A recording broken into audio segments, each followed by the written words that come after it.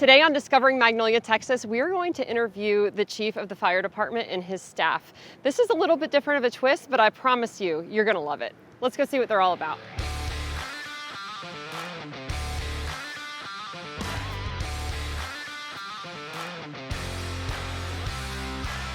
Chief Colburn, when people think about the Magnolia Fire Department, I don't necessarily think they understand this massive territory that you guys cover, and that you're an emergency services district, right? Right. We actually have 165 square miles of coverage. So to give you a better picture of that, our territory extends from east all the way up to Kirkendall off 1488, and from the west side all the way to Joseph Road off 1488. And basically going north and south, we go all the way to Mill Creek to the north just before 1774, and then Spring Creek to the south all the way to the Tomball Bridge right there off 249.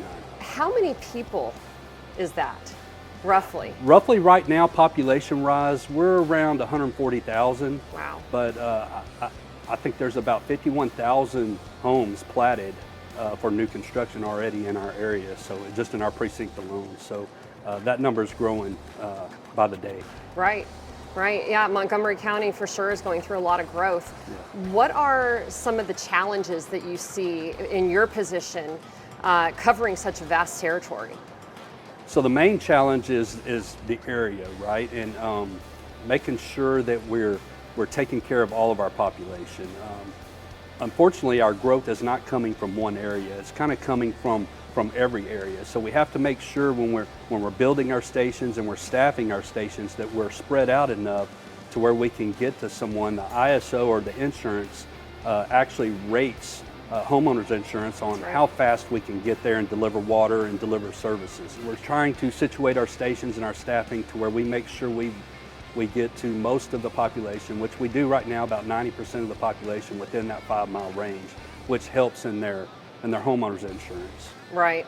And so with that, how many stations is that in total that you guys have covering this area right now? Right now we have 9 stations that we staff.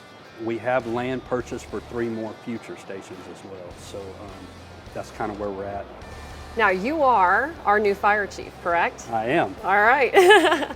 What were some of your priorities in coming into this new role and assessing what needed to happen under your regime? The first thing I want to do is develop relationships. I know a lot of people, and I've been a part of organizations where people come in and start making changes from day one. I wanted to make sure that I got out and I visited all of our stations, all of our crews, to hear how they felt the organization was functioning, what changes need to be made. And at the same time, I wanted to do some evaluating on all of our processes, all of our staff, all of our administrative functions, to just kind of see where we're at as an organization and where those changes need to be made. Let's talk about some of the people who were here when you walk in the door and what roles you found for people and reposition people to. Yeah, when I first got here, we were a little top-heavy and administrative, and there really was no clear lines of authority or areas of responsibility. So that's the first thing we had to do is, in order to streamline, we had to make sure that we really neck down and figure out the direction we're going, what was our mission. And every change that we made, we had to make sure we were accomplishing our mission and our goals. That was the first thing, is developing that vertical structure of how all that was going to look. And then it's to a point to where we got to start finding out who's the best fit in the area, right? Who can lead the organization to the future. And I believe right now we have a top-notch staff. Cliff Lankton is our operations chief, years of experience, got the trust of the men and women that work in the organization, has a good reputation in the industry. He's very well positioned in that area. Okay, so Chief Lankton, why don't you tell the Magnolia community what your specific role is here at the department? I am the assistant chief over emergency operations. So what all does that entail? I oversee the day-to-day operations of the units and staff. So one of the things that Magnolia community may not understand about the firefighters here at the station is that they are actually all trained EMTs, correct? They are. So over the last 4 decades or so, the fire service has transitioned to dual certification. That certification, being cross-trained, if you will, saves countless lives every year. Those efforts are studied and improved upon annually, and that allows for a more advanced care the patient will receive in a pre-hospital setting. Right. And so you guys are you the first on the scene? Often we are. Currently we're somewhere in a 40% range. We arrive before MCHD, and having that skill set there early is always going to be beneficial to the patient. So right. We are often closer, if you will. Yeah. One of the other things that the community may not know is that the Magnolia Fire Department is one of the only in the area that is trained for tactical rescue, correct? So several departments have technical rescue units or people, if you will, in the county. Ours is the only one that is full-time staff. Okay. That said, these units respond to high-risk, low-frequency events. Anything involving a person's trapped. That could be trench rescue, water rescue, structural collapse, rope rescue, you name it. They are not only local resources, they are regional assets as well. So we as a county group of technical rescuers can respond and assist neighboring counties also. And also here, you actually have a training facility for Correct. this kind of rescue. Let's talk a little bit about that. So the building is located at Station 7, and it's a building that we can do technical rescue work in, and we can also do live fire training in. We use it for a myriad of things, really. It's probably one of the most beneficial items the department has purchased recently for our members. Yeah. Yeah, we had the privilege to go over there and watch some of the trainings that the guys were going through, and it was a pretty impressive facility. Yes, it is. It is, and to that, it's movable. So as we grow, as the department grows, those types of things we're pre-planning, if you will, for the future. At some point, we'd like to add another one on the other side of the department's territory. Yeah, yeah. It's almost like you kind of have to cover the territory that you guys have out Correct. here. Some of the units have long travel times to come to the building to train, so we're trying to keep them in district, if you will, more. Chief Herman is our administrative assistant chief. He's a go-getter. He gets things done. He knows the organization. He's been here the longest of all of us, so he's seen it grow from the top to the bottom. He knows the areas that need changing, and he's doing a tremendous job. All right, so Chief Herman, talk a little bit about what your role is here at the department. So my role here at the department is the Assistant Chief of Administration.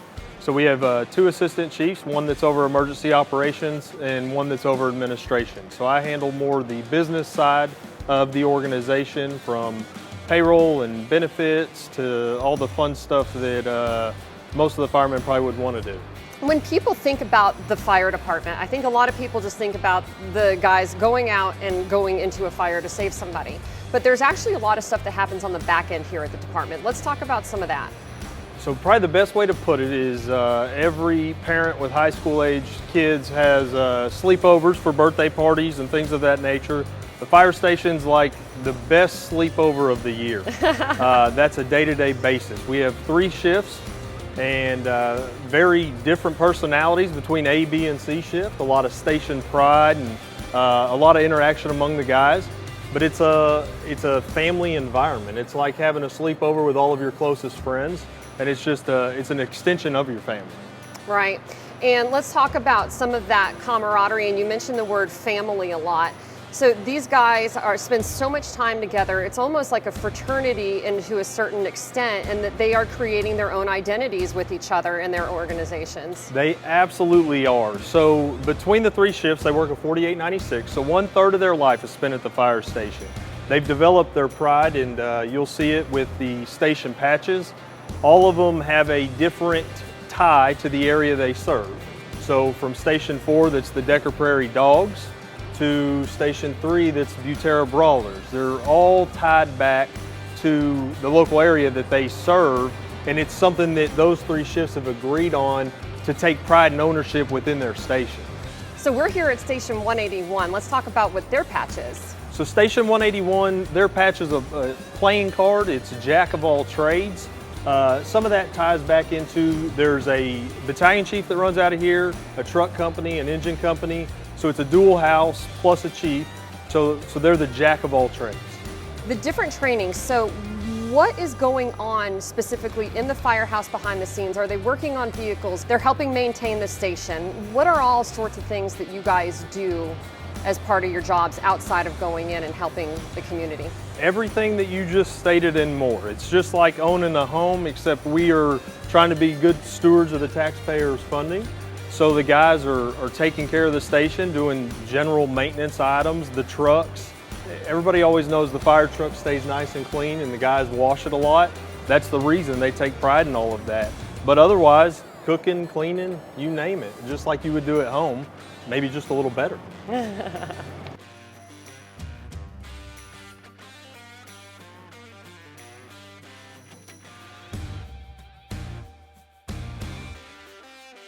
Chief Herman, is there anything that you would like the Magnolia community to know in particular about the fire department? First, I'd just like to thank everybody for their continued support of the organization. We were once a very small town fire department, and we still have a very small town vibe, but with 9 stations going soon to be 12 at some point in the near future, we just thank them for their support. Chief Thornton is our logistics section chief. He's transitioned from training. He's one of those that was better fit in a different role. So we transitioned him from training over to logistics. He's now running all the purchasing, all the station maintenance, apparatus maintenance, the mechanics.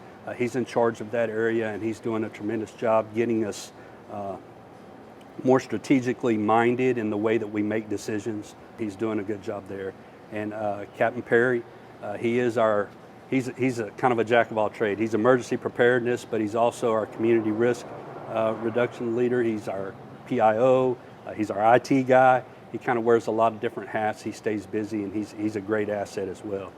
Okay, Captain Perry, why don't you tell the community what your role is here specifically at the fire department? So my role as the captain of emergency preparedness is to take the fire service that has historically been reactive in nature. You know, when an emergency happens, then they respond, to a more proactive stance. The goal is to stop the emergency from ever happening in the first place or minimize the damage by taking a more proactive stance and teaching the public what to do in case of emergency or little safety tips here and there. Right. And so as part of that, as your service to the public, you do help facilitate the social media interactions and the information that the fire department is providing for the community. Let's talk about that. Yeah, so we have a pretty heavy focus on our social media aspect of things. We want the public to know exactly what these guys are doing.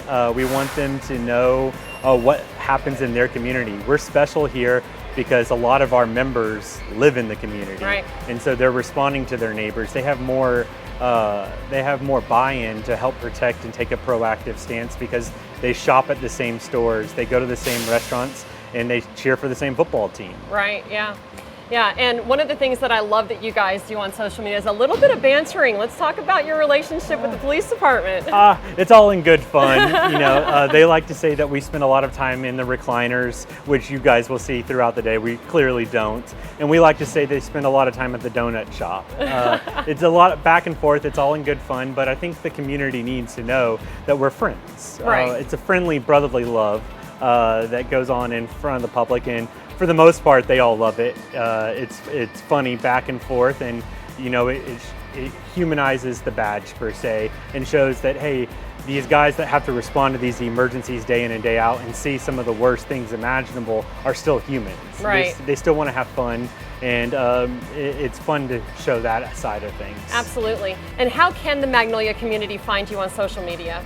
They can find us on Facebook at Magnolia Fire Department, Instagram at MagFireDEPT, and the same thing goes for X. Awesome. So I have a challenge for you guys. We need to help them out. They are wanting to get 10,000 likes on their Facebook page by October, right? By October. Okay, all right. So let's do these guys a favor. They're the ones that go out and bust their butts trying to help our community every day. Let's go on over, hit like, follow them, and let's get them to that 10,000. Just come to our social media and hit that like button for us, please.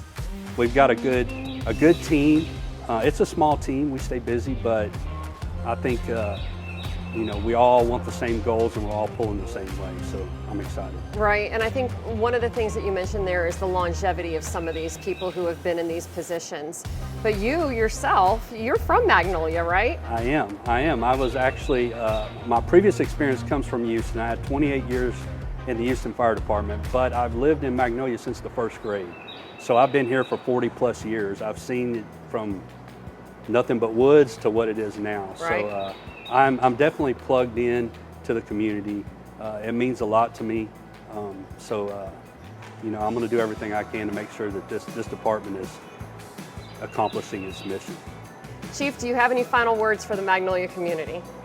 I do. I just would like to say that I'm very proud to be a part of this organization. I'm proud to be able to lead this department and take care of our citizens and our families and our people in this community. And we're just going to keep striving to be the best department that we can and keep growing and take our job seriously.